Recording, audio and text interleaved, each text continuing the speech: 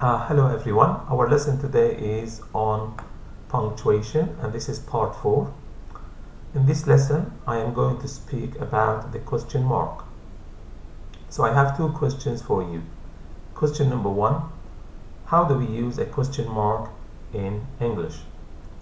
And number 2, why is a question mark important? Number 1, how do we use a question mark in English? A. We use a question mark at the end of a direct question. So if the question is direct, we use a question mark. Do you like coffee? Question mark. So if you see blue, it means this is the answer about question marks. Note 1. If the question is indirect, we do not use a question mark. For example, I do not know why you like coffee. So here this sentence is correct. If you say, I do not know why do you like coffee, this is wrong. This sentence is wrong. This why you like coffee is indirect question. Why you like coffee is indirect. It is an indirect question.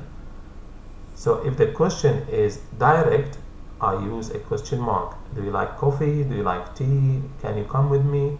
We use a question mark. Why? Because the question is direct. Now here, why do you like coffee? This is wrong because I use do. So I can't use do here. It is wrong. I have to say why you like coffee. Because I am not asking you here, I am not making a question. I don't know why you like coffee. Do not use do in indirect questions. And don't use does, don't use did, we don't use these words in indirect questions. So I repeat, I don't know why you like coffee. Why you like coffee is an indirect question. We don't use do. I can say I don't know where you live. So I don't use do. I don't know what his name is. Again, if you say I don't know what is his name, it's wrong. I don't know what his name is. So what his name is an indirect question. Again, where he lives. I don't know where he lives. Where he lives is an indirect question. But if you say where do you live, this is a direct question. What's your name? This is a direct question. So I said at the beginning of the video, we use a question mark at the end of a direct question. Very good. So don't confuse the direct question with the indirect question. The indirect question is inside the sentence. Sometimes you may have direct and indirect question together. So if I put this for you, I can say, can you tell me where you live? For example, let me I'll do this one here.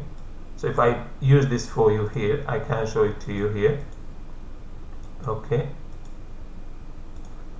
So can you tell me, this is where you live is the indirect question, but can you is the direct question. So here I put a question mark, of course I do put a question mark here, and this question mark is for can you. Can you is a direct question. At the end I put a question mark.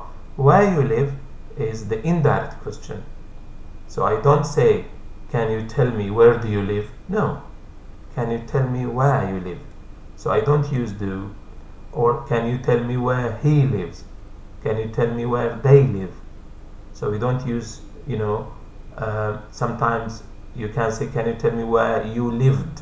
So you can, use different types of indirect questions.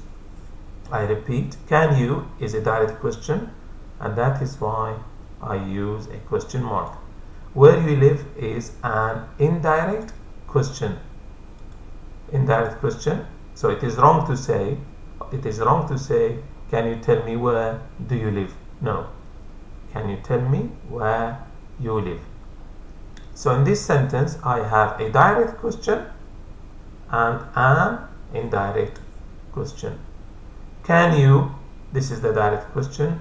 Where you live is the indirect question. So remember, if you use what, when, why, where, how, and why, if you use them inside the sentence, do not use do or does or did. You think you are making a question, but it is not a question. So if you say, can you tell me where you live? In your mind, you think I am making a question. Where you live, I am making a question. But this question is indirect. It's not direct, you know. So remember, don't use do or does or did or other auxiliary verbs inside a sentence if you have, as I said, what, when, where, who, how, and why. So can you tell me where you live? Can you tell me why you like coffee? Can you tell me what time you will visit me? Can you tell me who will come with you? All these things are indirect questions. Of course, you can go to the internet and do more exercises on indirect questions if you want. So another note, we do not use a question mark after a reported question. So Lucy asked her students what topic they liked. What do I use here? I use a full stop. Why? Because I am reporting what Lucy said or what Lucy asked. So I don't use a question mark at the end of the sentence. If I say, for example, if I say, maybe I have to put you what if Lucy said, let's say Lucy said, this one here, she said, for example, what topic do you like?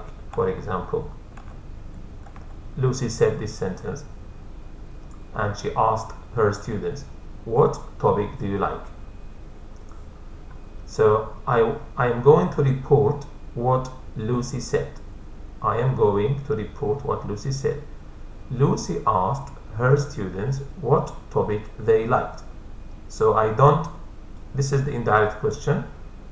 As you can see, I'll put a question mark here, underline it. So here you have a question mark because the question is direct. Lucy asked her students, what topic do you like? Question mark. So this is a direct question. I am going to report what Lucy said. I say, Lucy asked her students what topic they liked. So I don't use do here. And of course, I use liked because I start with asked. And I explain this in reported speech. If you want, you can watch my videos on reported speech. If you start with asked, most of the time you have to have past. So asked is past, liked is past. But if you start with Lucy asks her students what topic they like. So asks, you use like. But if you use asked, you have to use liked. You can watch my videos on reported speech. As I said, I'm not going to repeat everything. So Lucy asked a direct question. This question has got a question mark and this question has got do.